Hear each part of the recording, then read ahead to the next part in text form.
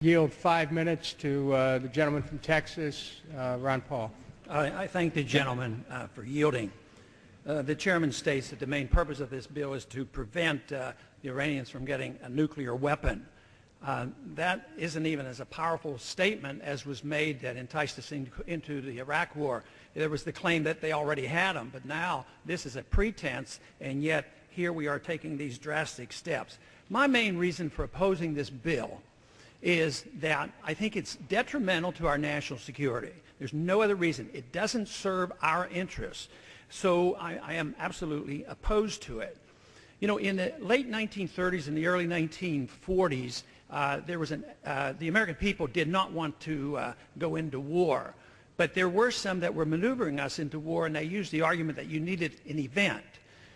So in June of 1941, sanctions were put against Japan, incidentally and ironically, prohibit oil products from going into Japan. Within 6 months, there was the bombing of Pearl Harbor.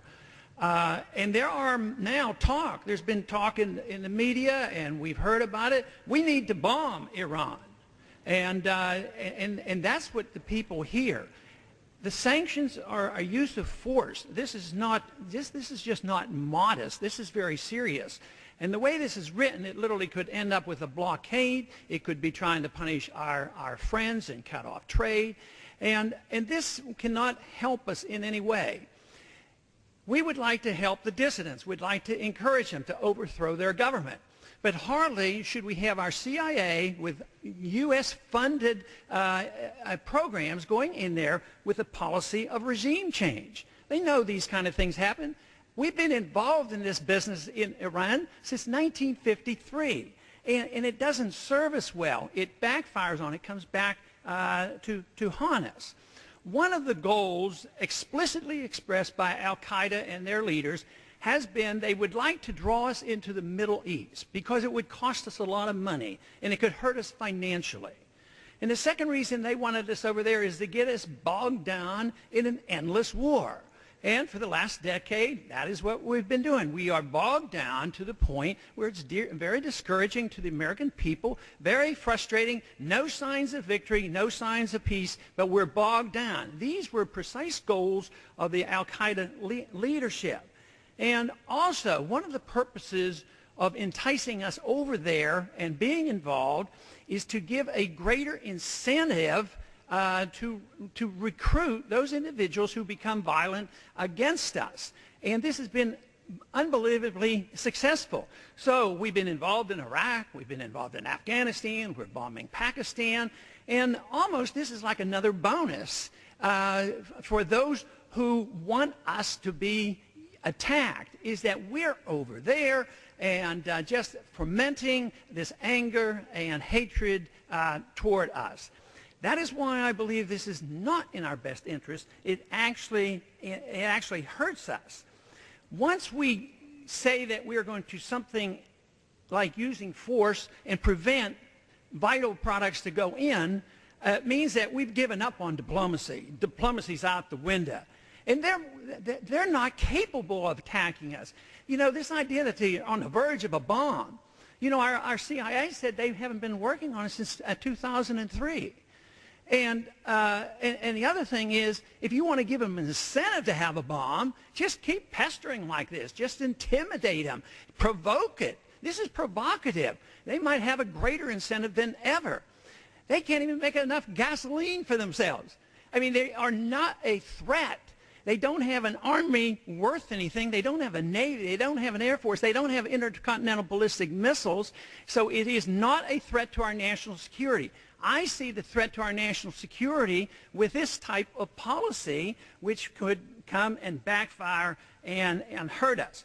I want to read number 5 in the bill, that particular item, because it makes my case. Rather than making the case for those who want these sanctions, I think this literally makes my case. Number 5 said, on October 7, 2008, then Senator Obama stated, Iran right now imports gasoline, even though it's an oil producer, because its oil infrastructure has broken down. If we can prevent them from importing the gasoline that they need and the refined petroleum products, that starts changing their cost-benefit analysis. That starts putting the squeeze on them. The squeeze on whom? On the people. This will unify the dissent. This will unify the Iranian people against us. If we want to encourage true dissent and overthrow that government, which is more spontaneous and honest, I would say this is doing exactly the opposite. Gentleman from Ohio, recognized for 3 minutes. I thank the gentleman. If the gentleman from California didn't like my analogy about how we were maneuvered into war in World War II, I think it might be much more appropriate to compare it to the sanctions on Iraq. There were those in the 1990s that wanted us to go to war in Iraq. They were looking for an excuse. And we put strong sanctions, continued flying over their country and bombing. Thousands, if not hundreds of thousands of kids died because of those sanctions, and eventually they got their war. We ended up in the war. Anybody who believes that taking gasoline away from the common person in Iran is going to motivate them to get rid of their Ayatollah. It's the Ayatollah that carries the power. That's not going to happen. It just does exactly the opposite. So this is why I believe this is a much greater threat to our national security. It does not help us. It doesn't achieve the goals that are set out. For instance, we now commonly say that the Iranians have no right to enrich. Well, they signed the Non-Proliferation Treaty, and they have not ever been told that that they are making a bomb, and yet what we're saying in this bill that they can't enrich anymore. So in a way, you're violating international law by saying they can't enrich, period. So that is just looking for trouble. Now, what else this bill will do is going to push the support of the Iranians in another direction. It's going to push them toward India, toward China, Russia, and these countries have special associations with Iran. So we're going to separate us. We'll be isolated from that, and they're going to have a much closer alliance with these countries. That will not serve our interests. It's going to serve the interests of one country mostly, and that's China. China, they act almost like capitalists. They take our dollars they've earned from us, and they're spending the dollars over there. They would like to, buy the oil and refine the oil and drill the oil. But here, we assume that we have to do it through force, through sanctions and threats and intimidation and secret maneuvers to overthrow their regime. It just doesn't work. It sounds good. It sounds easy, but it does backfire on us. You get too many unintended consequences, and besides, our national security does not depend on what we do in the Middle East. Our national security is threatened by this. I mean, we're overstretched. We're broke. And this is part of the strategy, as I mentioned before.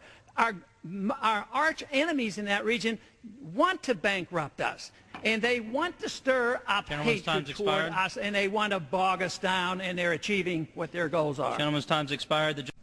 I yield 2 minutes to the gentleman from Texas, Representative Paul. I thank the gentleman for 2 minutes. Yielding. I talked to somebody today that would be voting for these, but admitted that they won't work, and it's mere symbolism, so already they don't think these will do much good, even those who will vote for it. They're impossible to enforce is one reason, and it will create a black market, and these particular sanctions are most difficult to enforce just because of the nature of the way it's written.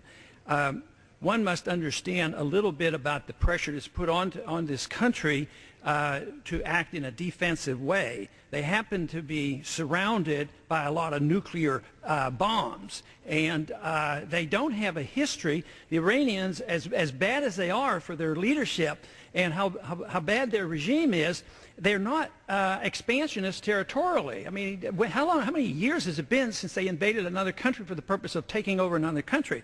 It is just not in recent history at all. But the countries around them, India has nuclear weapons, China has nuclear weapons, Pakistan, Israel, and and China, United States. I mean, they're all around them, so I'm sure they feel like a cornered rat. But what I see here is propaganda. Propaganda to build fear in the people, to prepare the people for what is likely to come, just as we did in the 90s. Fear that there were weapons of mass destruction, but this one is, well, someday they might get a weapons of mass destruction, and unfortunately, I am just really concerned that this is going to lead to hostilities, because this is the initiation. The fear is building up. So too often in this country, and we talk of peace at the same time that we pursue war. We pursue war, and we use these efforts to push our policies on others.